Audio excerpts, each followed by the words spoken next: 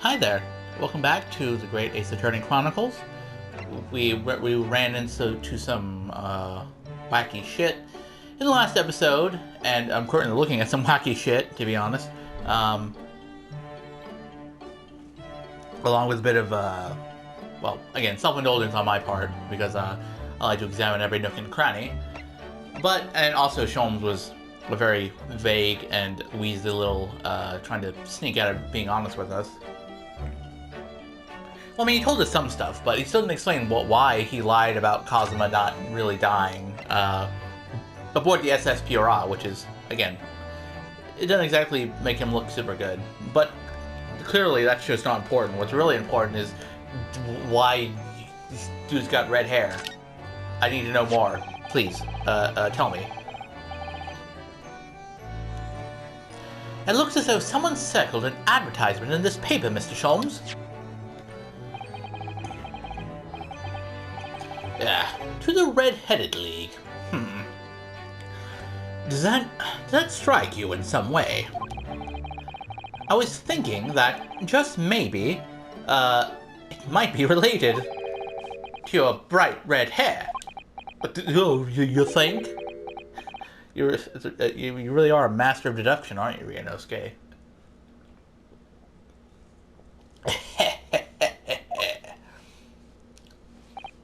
So, at last, you've learnt to apply my methods, Mr. Naruhodo. Sorry. In the first instance, and quite indispensable, observation. Believe me, I could have seen that here with my eyes shut. Yeah, that's a pretty good line. So then, allow me to regale you with the details of my latest exploits. Regale or boast? Well, you know, with him, I think it's a little bit of column A and a little bit of column B.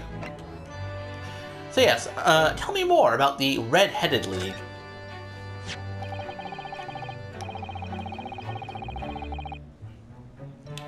So what is the Red-Headed League, which seems to be the subject of the advertisement you circled? Ah, you noticed it in the paper then. That, my dear fellows, was going to be the source of this month's rent payment. It was? How? According to the advertisement, the Red-Headed League is a distinguished institution of fellows of unspecified governance. In fact, the only condition for becoming a member is having red hair. That doesn't entirely surprise me. What the hell, why didn't you join the Red-Headed League, Iris? I mean, again, it's more of a pinkish red, I guess, but, I mean, pink is just another shade of red, really, so surely you could have, you know, joined the Red-Headed... Well, no, sorry. It was individuals 21 and over, so I guess you wouldn't be eligible, Iris. But listen to what the lucky redheads receive once they join. An unconditional salary of £4 a week. Oh my, £4 a week? That doesn't sound like a whole lot, but I mean, I guess, you know, conversion and time being what it is, I feel like, you know, I guess £4 a week, that's like £16 a month. I mean, that's probably decent for this time period, I guess. But why? What are they paying people for? That I don't know. No details are given in the advertisement. But surely every red-headed person in the country would be flocking to join in that case. You're right, Susie. There's no time to lose. I'll put in my application at once. So will I. Just, you know, on the off chance. That might be stretching a point, I think. Yeah, you're clearly not red-headed. The trouble is, they have a fixed number of members, you see. Oh, I see. So once a certain number of people have joined, no one else can. But, as luck would have it, one member recently passed away. Yeah, hell yeah. Fuck that guy, he died. Now we can get in on the money. It wasn't particularly lucky for the redhead in question, I feel, Mr. Sholmes. So you decided to try and join in his place? Correct. I mean, look at me. Have you ever seen such a red-headed fellow? I mean, it is pretty bright red, I can't deny. No. So why? Why did it have to go so wrong? What on earth happened? A blunder, Mr. Naruhodo, though it pains me to admit it. Well, what was your blunder? What did you actually do to your hair, Mr. Sholmes?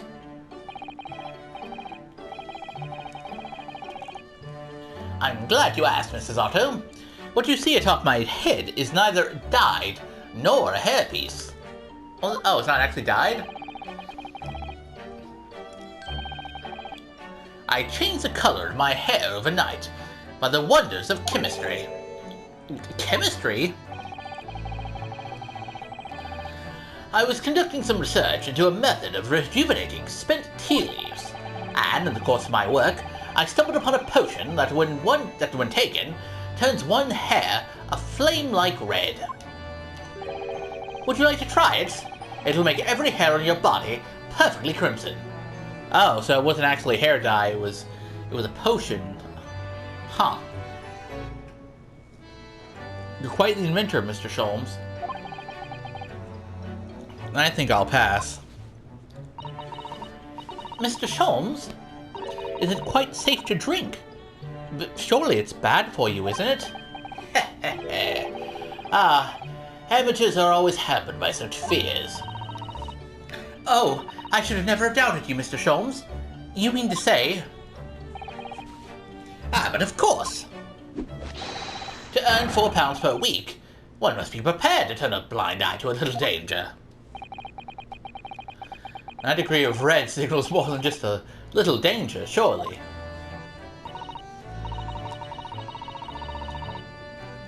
So anyway, Hurley left full of confidence yesterday with his new red hair. Hopefully it's not a permanent red. For the park on Lime Street, where the Red-Headed League were interviewing prospective new members. So what went wrong? Ugh. The whole park was choked with red-headed folk, like a coster's orange barrow. I queued for 8 hours solid before at last I reached the front.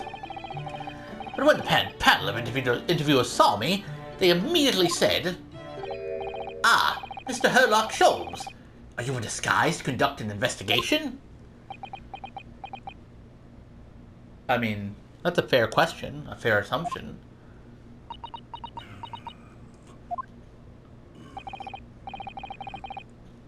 So, naturally, I had no choice but to reply. Shh! Don't give me away! Did you have to, though? I mean, I don't think you could just... Well, wait, no. I guess not, actually. After which, I could do little else but turn and leave. Oh. Jeez. I guess the idea is that, you know, if they recognized him, they would know that he wasn't actually a natural redhead, and therefore he was kind of at an impasse. Then this morning, when I looked in the mirror, irritation stared within me. So I turned that pair into the police. Oh dear, what a disaster for Hurley and those two redheads. Wait, so what crime were they actually doing, though? Mr. Sholmes, you mentioned before that you were expecting a guest today. Indeed, Mrs. Otto, that is correct. Not another of those red-headed gentlemen that were here before. Not at all. They were petty villains. The guest I'm expecting is a client. Oh? A young gentlewoman who wishes to appoint the services of this great detective, no less. Oh, how wonderful, Mr. Sholmes! Hey, that's so that maybe we'll take care of rent after all. You must stay and observe the fashion in which a great detective receives his customers. Must we? I have you in my clutches now, Rent! Just as I have you in my clutches, redheads. Okay, damn it. When he looks like that with that red hair, it makes him look kind of malicious. But again, how did you, turn them into the police? Like, what crime were they doing, though? I'm so curious about that.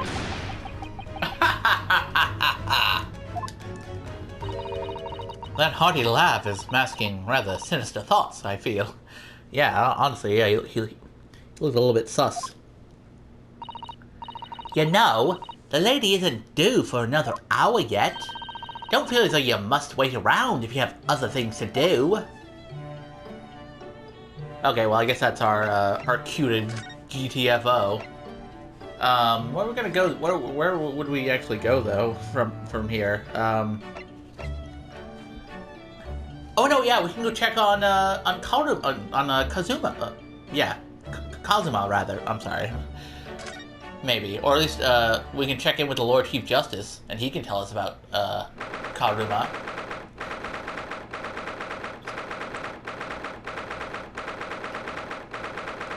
Sorry, I keep getting some reason I keep getting his sword mixed up with him, because is it Karma or is it Karuma? Is the name of his dumb long sword? Well, either way, we do see Lord Strongheart and talking to old Barrick about some shit.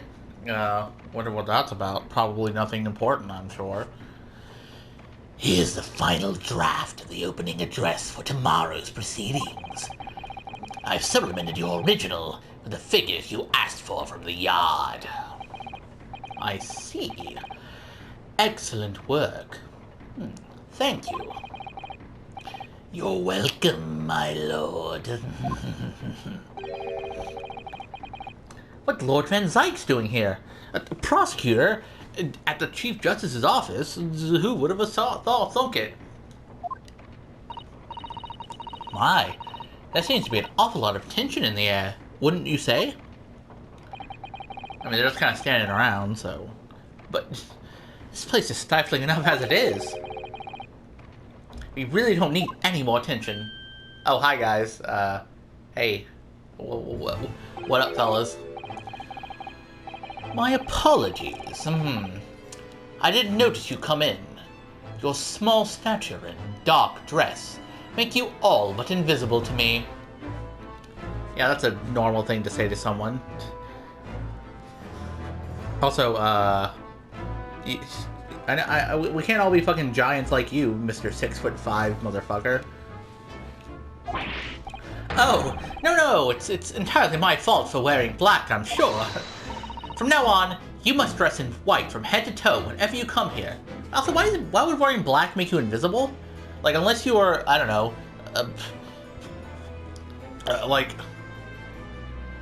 unless it was like nighttime and you were in and there were no lights around you, like wearing dark yeah, you would blend in there, but like during the daytime in a room like this, so I think someone wearing dark clothes would like stand out more, you know? Now then, Mr. Naruhodo. Yes, my lord, I'm right here. What's up? Kill me now. Is something wrong? Perhaps it's a little too hot in here for you. Are you coming on to me? Oh, no, not at all. I mean, I never experienced a room at such a perfect temperature. If you're sure, the beads of sweat carving their way down your face seem to suggest otherwise. Because of the daggers you're staring at me with mainly. As you're no doubt aware, my International Forensic Science Symposium begins tomorrow. In fact, your father arrived in London earlier today, I hear, madame. Yeah, I believe me, I know. I know where my father is and who he is and what he's doing here. Yes, that's right, my lord. He's extremely honored to have been invited. I'll leave the remaining preparations for the meeting room in your capable hands then. Lord Van Zykes. I will attend at once. Hey, don't look. Well, what's with that sideways glance? He gave you a very cold stare as you left, didn't he? I know, but I haven't done anything, have I? These past few days, my feet have barely touched the ground, I must say. My dedicated right hand of many years was recently put out of action in spectacular fashion. Oh yeah. I'm sorry about that, bro. She was, you know, pretty dope. But, you know, murder is kind of a crime in these parts, so I kind of had to do it to him. Oh, I'm sorry to hear that. Is your left hand still of service? Hey, don't be a smartass, Ryanosuke. Mr. Naruhodo, he's talking about Dr. Scythe. Ah, of course. Jesus, Ryanosuke, did you actually think he was talking about his literal right hand? Yeesh. I'm terribly sorry about that. I was just, Fear not. You've done nothing wrong. Dr. Scythe's own wrongdoing precipitated the situation. You needn't concern yourself with it any further. That would be a lot easier to do if it weren't for the piercing stare you're giving me. Lord Van Zykes is doing an admirable job of holding the fort. Though disturbingly, his apprentice has been missing since yesterday. Oh. Missing? What's become of Kazuma-sama now? Quite curious indeed. Let's see, can we,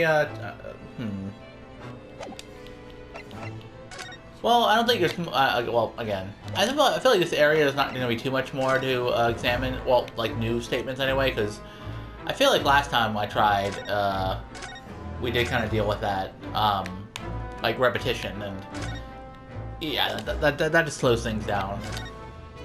But I can show him, this, maybe. Can I show you this, Lord Strongheart? I'm the Lord Chief Justice. I'm not here to offer advice about evidence. Oh. Especially when the evidence in question is so dull. Ah, so that's the real reason. Oh, so I guess he's not interested in joining the Red-Headed League. And also not interested in my armband. Okay, fine. You win this one. Win this round, Lord Strongheart. Anyway, I bet you're really excited about your Forensic Science Symposium thing. Not long ago, visitor numbers to the Great Exhibition exceeded 30 million. 30 million? Are there even that many people in the world? Well, yeah, but 30 million is still a lot. As a comparison, Mr. Naruhodo, the population of the imperial capital Tokyo is 2 million. I will be opening the International Forensic Science Symposium in the exhibition's main auditorium. This event has been 2 years in the making. 2 years of preparation and negotiations with other countries. It sounds like a tremendous achievement. Congratulations. The 20th century will see the wholesale adoption of forensic investigation techniques. And cooperation between policing organizations around the globe will be essential. Which is why this landmark first symposium had to be hosted here, at the heart of our great British Empire. In order that Scotland Yard can become the leading investigative organization in the New World. He's the same as ever, I see. That passion of his is quite something. Yeah, he really likes his fucking forensic science. You're every bit as passionate in your own way, I'm sure, Mr. Naruhodo. I'm the only person in this country who truly cares about a future that embraces forensic science. It was my intention to become Her Majesty's Attorney General and reform the yard from the ground up. So the disgrace of the forensic investigation team has been a bitter blow to my ambitions. Oh yeah, because of Dr. Sai's actions. Yeah. I first established the forensic investigation team a year ago, experimentally to start with. With Dr. Sai at the helm, it was steadily accruing an impressive record of achievement. I was on the verge of changing its name and elevating its status to a full-blown forensic investigation department. And, can you not do that now? Obviously. Nobody wants to hear anything about it at the moment. Even I can't keep this story out of the papers. 6 million Londoners will be cursing forensic science now. This incident will set back our country's advancement in the field by a good 10 years, I'd say. Unintended repercussions of our trial. I mean, I was just doing my job, you know? Defending my client and all that. We simply couldn't overlook what had happened, though. Of course not. We should all be grateful to you both. Anyway, I'll still reform this country's policing when I become Attorney General. This might delay my plans, but it won't alter them. Nothing will stand in my way. Okay, I mean, good for you, I guess, but, like, I don't know. When you talk like that, it makes you seem a little bit, what's the word? Like a supervillain? Like a governmental supervillain? I don't know, I'm just saying, when you say things like, nothing will stand in my way, you know? About Lord Van Zyke's apprentice. Ah, yes. That came as a surprise to me, I must say. That you and he are old friends. I feel like I told you about that once, didn't I? I feel like in the first game, you were made aware of that, but okay. How did he become an apprentice to Lord Van Zyke's in the first place? It came about 3 months ago. An unidentified Asian man was apprehended by border police. But no, seriously, I thought didn't we tell him that's how we came, you know, to London, you know, because, you know, we were taking Cosmo's place. Like, I feel like he should have known that we were, you know, like, friends and stuff. They found him hiding aboard a large goods vessel. Oh my! So he stowed away to get here. He had no papers to identify him, no passport, and he was suffering from amnesia too. Other than the fact that he was clearly of Eastern descent, there were no clues as to who he was. So, I decided to assign him to Lord Van Zyke's. That way I could keep an eye on him. But then, why the mask? Oh. I didn't want to burden Lord Van Zyke's with tiresome explanations about why he had an Eastern apprentice. Oh yeah, I bet he would have been like, no way am I gonna let some Nipponese be an apprentice to me. Fuck the Nipponese, you know? Because it would be so much easier to explain why he was wearing a mask? He's proving to be a great help to Lord Van Zyke's. I have high hopes for his future. By the way, do you know where he's gone? I mean, I'm pretty sure if you knew where he was gone, he wouldn't have been missing, now would he? No idea. But I believe he's left London for the time being. Oh. I take it you also didn't know that the man's father was one of our country's most infamous criminals, I mean. Genshin Asogi. The professor. Yeah, I mean, I definitely didn't know about that. What we learned from that trial 8 days ago was a huge shock. Finding out my friend's father was Ah, yes. Genshin Nosagi. The Professor case 10 years ago caused a great stir here in Britain. There were such awful murders, and unprecedented, using a ferocious dog as a murder weapon. And no one would have believed the culprit was a foreign student invited to study here by the government. So the true identity of the killer couldn't be made public then and can't be made public now. Yeah, I mean, that I can actually kind of understand. I mean, you know, given how racism works, I feel like if they did know about that, if the public did find out, they would be like not very sympathetic to Japanese people from that point on. Nobody in your country knows it was him, and neither do the citizens of London. The main motivation was to avoid aggravating relations between our two nations at the time, I understand. Correct. However, it has to be noted that there were some supporters of the Professor's apparent cause. What? Supporters of a mass murderer? The majority of the man's victims were a blight on the aristocracy of the day. Somewhat ironically, their deaths actually benefited society as a whole. Huh. Well, that's a revelation to me. Or so a fair few thinkers in London believed, anyway. Right. I see.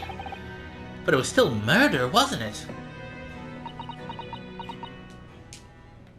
I mean, yeah, murder is usually kind of extreme, you know? Kind of radical. And, you know, we don't know, it's not like we know his motivations, so, like, we don't know if he was murdering them because they were bad, or, you know, just because he liked murdering people, you know? It seems very similar, doesn't it? To the idea of the Reaper of the Bailey. I mean, yeah, yeah. Oh, you're not gonna say anything else, Mr. Strongheart, sir? You're just gonna leave it at that? All right. But yeah, I mean, I guess it's the same kind of idea, you know, that like vigilante justice and all that, you know. Even though in this case the Reaper is like, well, the Reaper and the Professor. Well, now I wonder if those two things might be related somehow. Because, I mean, as far as we know, we still don't know who the Reaper actually is. I mean, Barack has taken the mantle upon himself, at least, you know, as far as the public's concerned. But as far as I know, and as far as everyone else is concerned, he's not actually the one who's killing the people who get away with their, you know, their big bad crimes and all that. Well, it's food for thought, if nothing else. But hey, we finished talking to Herlock. We finished talking to, you know, the Lord Chief Justice, but now I guess we can probably return home and talk to, well, see whoever he's going to be consulting with. But, you know, this episode's reached a good point, I think, so we can save it for the next episode. Next time, we will see just who, whatever gentlewoman was looking to inquire Herlock for his services, and see what the, you know, and go from there, because, I mean, I don't got the script, but I can assume that it's going to end up involving us in some form or fashion, because, like, why else would we be there? But until then, though, I'll see you around.